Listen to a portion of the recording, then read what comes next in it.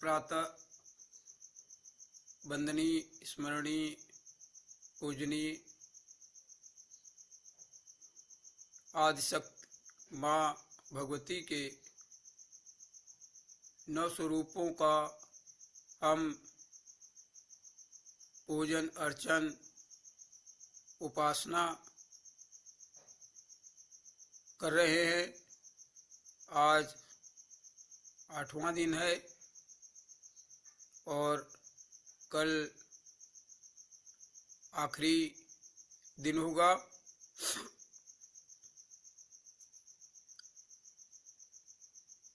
यह उपासना क्यों? इसका वर्णन हमारे ऋषियों ने, हमारे महात्माओं ने, संतों ने बहुत किया हुआ है।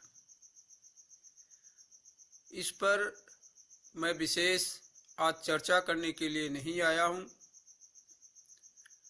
केवल मैं 2 शब्द आप लोगों को कहना चाहता हूँ। धर्म क्या, जिसके अंतर्गत पूरा विश्व कहीं न कहीं बढ़ता नजर आता है। हम अगर मानवता की बात करें तो आज जो धर्म ने दिया है वह युद्धों में परिवर्तन हो गया। क्या यह सत्य है कि धर्म एक युद्ध देता है?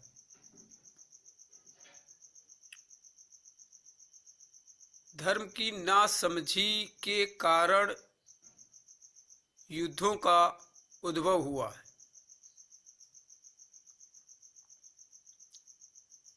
जबकि धर्म मानव जीवन की उच्च अवस्था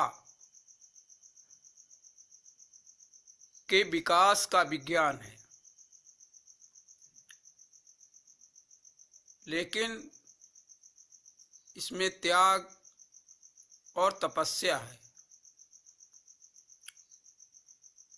और यह त्याग और तपस्या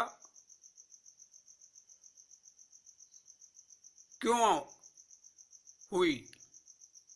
इसका कारण है कि धर्म जब विज्ञान है तो यह विज्ञान भी बालपन से सहज सीखा जा सकता है और सिखाया भी जा सकता है। एक युवा व्यक्ति को त्याग करने के लिए कहें, जो गृहस्थ में है, उसके पास जिम्मेदारियां हैं और वो अपनी जिम्मेदारियों के लिए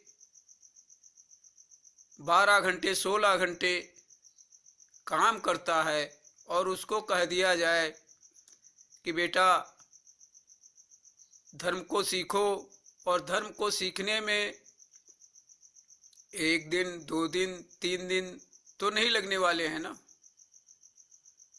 कोई भी विद्या जब तक पूर्ण न हो जाए तब तक उसके लिए सीखने की आवश्यकता होती है। और तब एक युवा व्यक्ति, एक वृद्ध व्यक्ति क्या धर्म को ठीक से समझ सकता है? क्या सीख सकता है? क्या नहीं सीख सकता। इसलिए हमारे ऋषियों ने धर्म को बालपन से ही, शिशु की अवस्था से ही धर्म को जोड़ दिया। जीवन शैली में धर्म को आत्मसात कर दिया। लेकिन ये हमने परंपराएं बना दी और धर्म को नहीं समझ सके। केवल हम अपनी परंपरा, मान्यताओं, रीति रिवाजों को प्राथमिकता देते हैं। धर्म इसमें खो गया, धर्म के सिद्धांत खो गए। और जब धर्म खो गया, धर्म अंगीकार ही नहीं हुआ, धर्म को जाना ही नहीं, धर्म की व्यवस्था ही समाप्त हो गई, तब धर्म के परिणाम हमको कैसे मिलेंगे? हमने धर्म को बाहरी व्यवस्थाओं में, रीति रिवाजों में संकुचित कर दिया और उस पर अपने लाभ और हानि का आकलन करते हुए उसमें हम विभाजन करते चले गए। यह विभाजन ऐसे विभाजन है कि मानव को मानव से अलग करता चला गया। इसलिए अनेक पंथ, अनेक संप्रदाय, अनेक समूह, अनेक मान्यताएं समाज में फैली पड़ी हुई है। एक सार्वभौमिक सत्य क्या है? शाश्वत क्या है? मानव जीवन की शाश्वत अवस्थाएं क्या है? जीवों की शाश्वतता क्या है? उनकी सार्वभौमिकता क्या है? ये सारा अध्ययन धर्म के अंतर्गत आता है। दुनिया में जो कुछ भी अध्ययन की श्रेणी में आता है, जानने की श्रेणी में आता है, व्यवहारिक श्रेणी में आता है, कार्यों की श्रेणी में आता है, कलाओं की श्रेणी में आता है, वह सब धर्म के अंतर्गत ही है। लेकिन हमने धर्म को राजनीति से अलग कर दिया, राजनीति को धर्म से अलग कर दिया। लेकिन राजनीति में हमारी धारणा अवधारणाएं वहीं धार्मिक हैं। भारत का संविधान ले लीजिए और चाहे कोई अन्य देशों का संविधान ले लीजिए, सभी जगह नीति न्याय का निर्धारण है। लेकिन इसके संचालनकर्ताओं ने कूटनीति, राजनीति, छद्मनीति, अनेक प्रकार की नीतियों का अपने उसमें व्यवहारिक व्यवस्थाओं में रखते हैं, क्योंकि सत्ता और प्रभुता बनाए रखने के लिए अन्य व्यक्ति को दूर रखना पड़ेगा, क्योंकि वह सत्ता और प्रभुता को प्राप्त कर किसी व्यक्ति विशेष की सत्ता को हटा सकता है। क्योंकि सत्ता जो है वो प्रभुता का, अहंकार का, बल का कहीं न कहीं द्योतक है। इसलिए धर्म को जब जब भी सत्ता प्रभुता के रूप में देखा गया, तब तक युद्ध की बड़ी बड़ी विभीषिकाएं हमने देखी हैं। ये हमारा इतिहास साक्षी है और आज वर्तमान भी साक्षी है, जिसमें हम स्वयं इस बात को देख रहे हैं कि धार्मिक द्वंद्व जितने हैं उतने द्वंद्व अन्य किसी भी प्रकार के उसमें नहीं है। पूरा विश्व एकमत है कि हम सब एक ही जैसी संवेदनाओं को प्राप्त करते हैं। भूख सबको लगती है, प्यास सबको लगती है, पानी ही सभी पीते हैं, भोजन सभी करते हैं,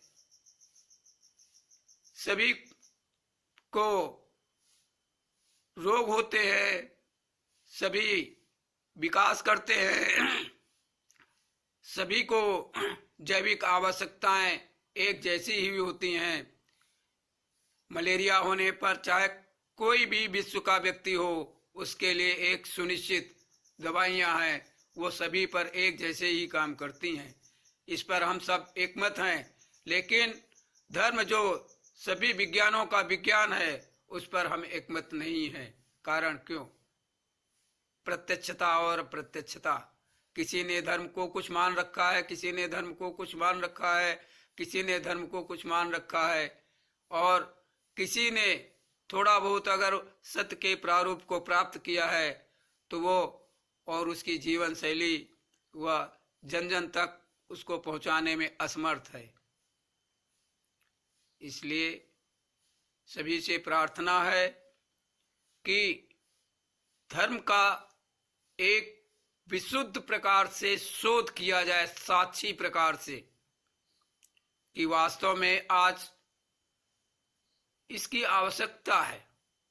सभी धर्मों के लोग एक साथ बैठ करके वैज्ञानिक, मेडिकल्स वाले, जितनी भी विधाएं हैं, मनोवैज्ञानिक लोग बैठ करके इसका शोध करें, और जितने भी शिक्षण की पद्धतियां हैं, जितने भी शिक्षक और प्रशिक्षक हैं, वो लोग इस पर बैठ करके विचार और मंथन करें कि वास्तव में क्या जीवन में धर्म की कोई उपयोगिता है, और अगर उपयोगिता है तो वो क्या है, उसका सिद्धांत क्या हो, जीवन में उसको किस उम्र में किस तरीके से अंगीकार किया जाए कि एक सार्वभौमिक सभी व्यक्तियों के लिए एक जैसा हो और एक विधा हो। ऐसी कौन सी पद्धतियां हो सकती हैं जो उसी तरीके से अंगीकार हो जिस तरीके से हमारे लिए एक मेडिसिन की जरूरत होती है, तो सबके लिए एक ही मेडिसिन एक रोग के लिए प्रेस्क्राइब होती है। एक अगर बैक्टीरिया विशेष प्रकार का अगर कोई है और वो उससे अगर कोई संक्रमित है तो उसके लिए एक सुनिश्चित व्यवस्था है। हम प्यासे हैं तो हमारी प्यास पानी से ही बुझती है, हम भूखे हैं तो भोजन की हमें आवश्यकता होती है। ये संवेदनाएं एक शाश्वत सत्य है। इसी तरीके से धर्म क्या शाश्वत है और क्या इसकी आवश्यकता प्रत्येक मनुष्य को है तो किस प्रकार से है, और उसका साधन क्या है, और इसके परिणाम मानव में क्या होते हैं। क्या कोई एक सिद्धांत इसके लिए हो सकता है? अगर पूर्व के ऋषियों ने, मुनियों ने, पैगंबरों ने, प्रोफेट्स ने, किसी भी महापुरुषों ने अगर उसको प्रतिपादित किया है तो वो सिद्धांत क्या थे, उनकी साधनाएं क्या थी, इस पर विचार और शोध होना जरूरी है। इसलिए मेरी प्रार्थना है सभी विश्व समुदाय के जन जन से इस पर विचार करें, और या फिर पूरे विश्व से धर्म जैसी व्यवस्था को समाप्त कर दीजिए।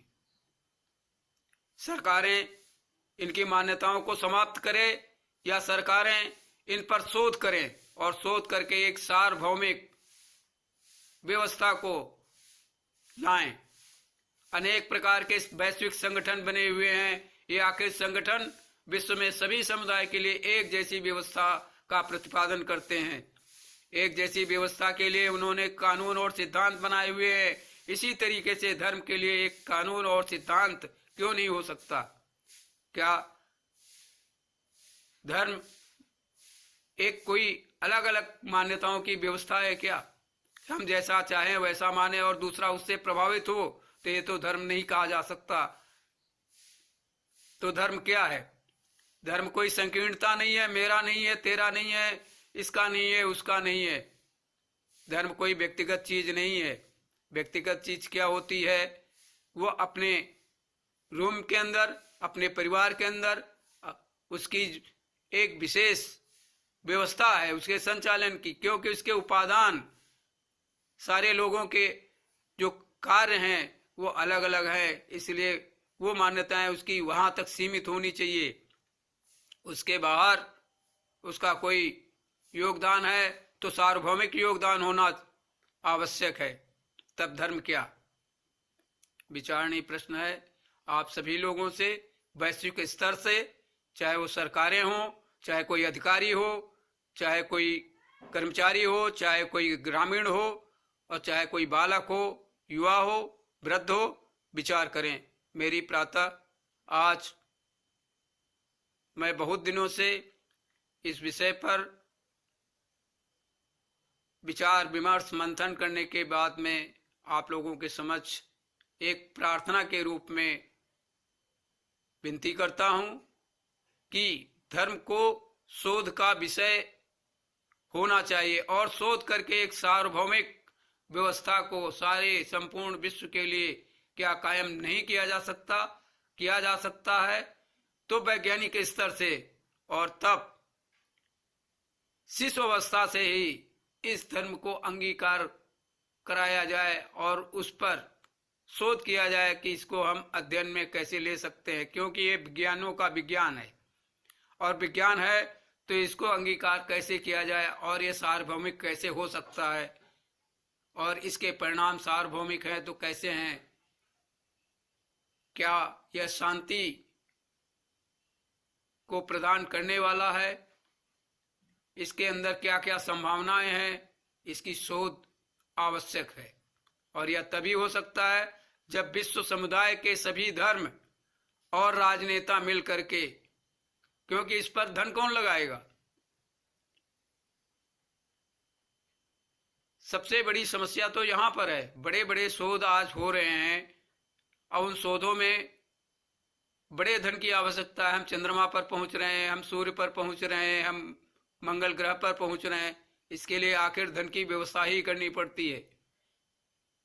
आखिर शोध करने में धन तो लगेगा, लेकिन उसके पहले हमारा पारस्परिक सामंजस्य की आवश्यकता है।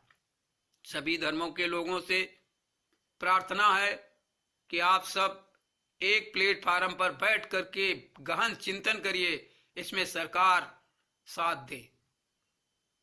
वैश्विक सभी देशों, सभी नागरिकों के बीच में यह मसौदा होना चाहिए और धर्म को करीब 4 अरब लोग धार्मिक हैं, तब वैश्विक रूप में क्या इसके लिए कोई व्यवस्था नहीं होनी चाहिए। धर्म को व्यक्तिगत कह करके छोड़ देना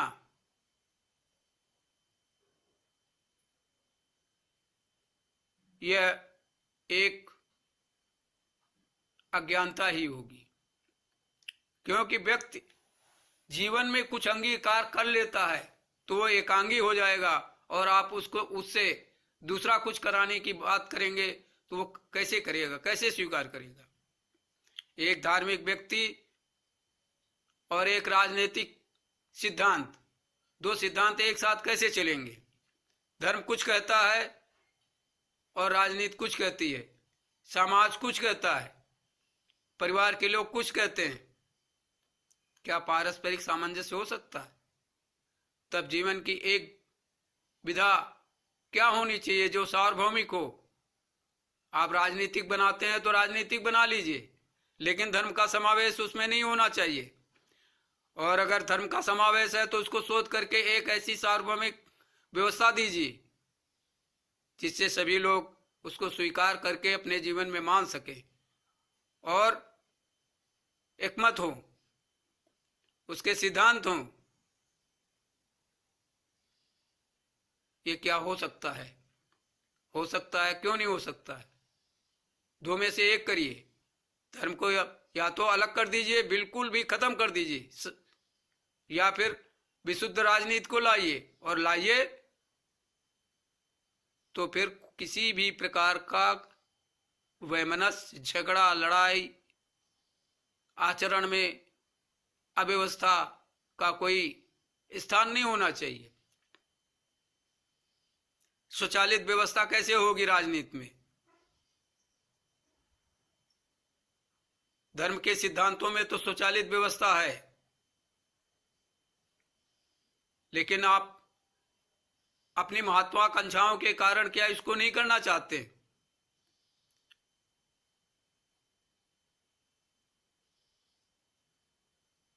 तो मेरी यही प्रार्थना है कि आप एक विचार करिए कि हम एक नए युग को जन्म देने जा रहे हैं, और वह युग होगा विद्या का युग, बौद्धिकता का युग। हमने बहुत सारी खोजें कर रखी हैं और हमारी खोजें निरंतर जारी हैं, तो धर्म में खोज क्यों नहीं? इसके लिए बहुत सारे संत महात्माओं, मनीषियों, विद्वानों, व्यापारियों से विचार विमर्श करने के बाद में विश्व धर्म संगम की स्थापना की गई है। लेकिन इस संगठन में दकियानुसी विचारों के कारण लोग शामिल नहीं होना चाहते, महात्मा नहीं शामिल होना चाहते। जो धार्मिक लोग हैं वो एक साथ बैठना नहीं चाहते। उसका कारण मैं खुले मंच पर नहीं करना चाहता हूं। आखिर क्यों? धर्म पे क्या शोध नहीं होना चाहिए? धर्म के जो परिणाम हमारे धर्म ग्रंथों में, शास्त्रों में लिखे हुए, क्या वे हमको मिल रहे हैं? और जब नहीं मिल रहे हैं तो क्या हमको मिल करके शोध नहीं करना चाहिए? हम सनातन की बात खूब करते, धर्म की जय हो। हमारे उच्चतम न्यायालय के ऊपर लिखा हुआ है मोनो में, जय यतो धर्म ततो जया। लेकिन धर्म की हमारी शिक्षा में कोई व्यवस्था ही नहीं है, और न्याय की व्यवस्था में, संविधान की व्यवस्था में यह दे दिया गया है यतो धर्म ततो जया। तो क्या यह भारतीय संविधान को पूर्ण संविधान कहा जाएगा? विचार करें हमारे देश के लोग। राजनीति के पदों में कुंडली मार के बैठ लेना, प्रशासकीय स्थानों में कुंडली मार के बैठ लेना, और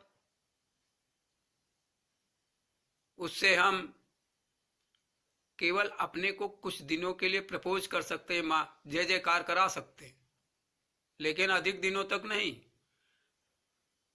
क्योंकि इस पृथ्वी का कोई अंत नहीं है। इस प्रकृति में कब से जीवन उत्पन्न हुआ और कब तक चलेगा, ये तो इस सृष्टि का नियंता ही जाने।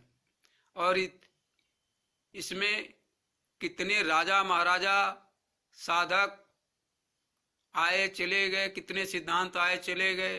बहुत सारे साधकों ने बहुत साधनाएं की, उनका निर्वाण भी हो गया, लेकिन किसी को पता भी नहीं कि जंगल में चले गए, लेकिन उन्होंने कोई सिद्धांत प्रतिपादन नहीं दिया, भले ही उनका निर्माण हो गया हो। तो मेरी विश्व समुदाय से, सभी से प्रार्थना है कि धर्म पर एक मंच हो करके आप शोध की तरफ जाओ। संकीर्णताओं को छोड़ो। जब तक संकीर्ण विचारधाराएं रहेंगी आप धर्म को वैश्विक न बना पाओगे।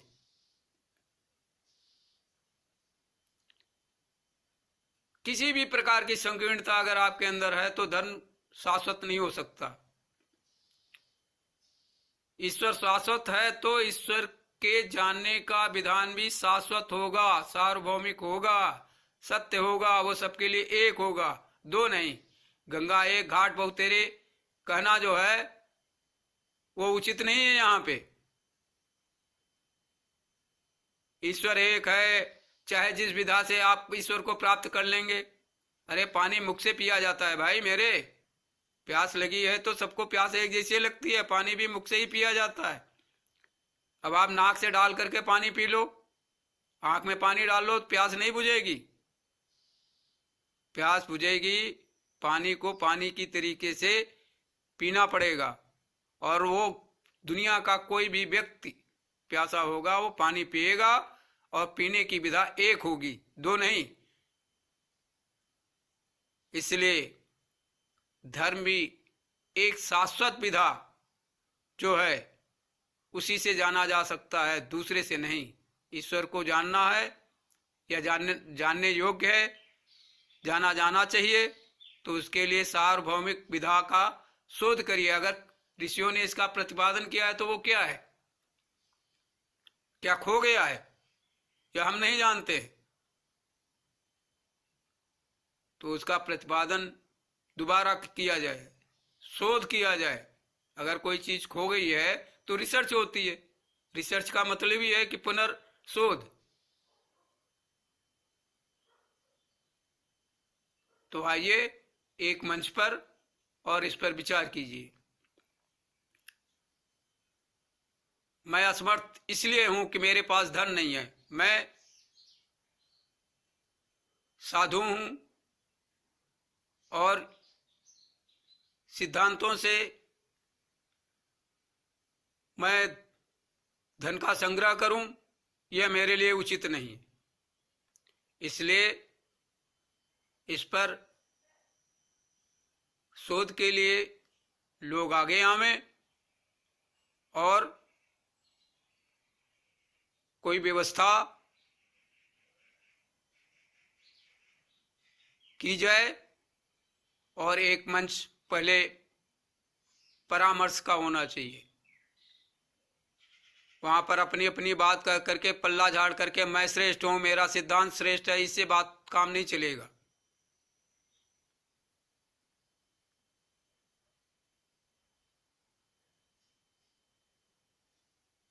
जो शाश्वत सत्य है उस सत्य को स्वीकार करने के लिए हमको आगे आना चाहिए,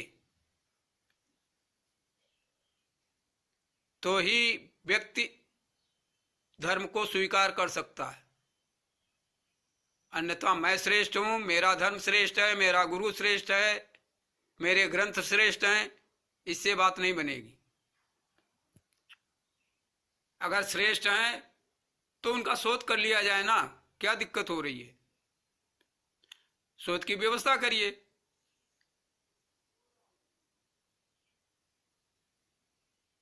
और व्यवस्था करके उसको जो है सार्वभौमिक पटल पर रखिए। और इसके लिए एक केंद्र तो होना चाहिए ना।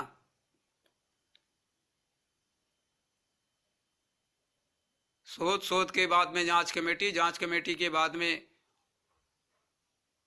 उसको किस तरीके से अप्लाई किया जा सकता है, किस तरीके से जन जन तक के लिए इसको व्यवस्थित किया जाए, शिक्षण में कैसे लाया जाए, यह आवश्यक है। इतना कहते हुए आज मैं अपने विचारों का विराम दूंगा। फिर कभी अगली कड़ी में आपके समक्ष पुनः प्रार्थना करूंगा। और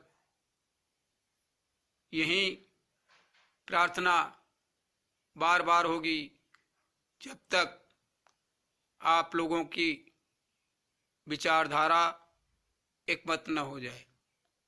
ये जीवन रहते हुए मैं अथक इस विषय पर अपना प्रयास करता रहूँगा। सभी को मेरा नमन वंदन।